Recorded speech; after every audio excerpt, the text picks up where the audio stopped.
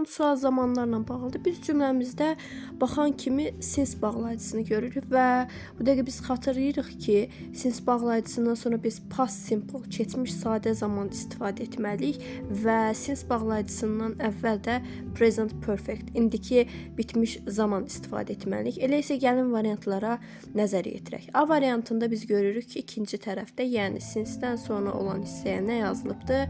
Has gone, indiki bitmiş zaman yazılıb. Biz nə dedik? Biz isə dedik ki, past simple istifadə etməliyik. Ona görə A variantı uyğun gəlmir. B variantında goes yazılıb, indiki sadə zamandadır. Bu da uyğun gəlmir. C variantına isə baxırıq ki, həqiqətən də since-dən sonra went, past simple, keçmiş sadə zaman istifadə olunub və since-dən əvvəlki hissədə də indiki bitmiş zaman var.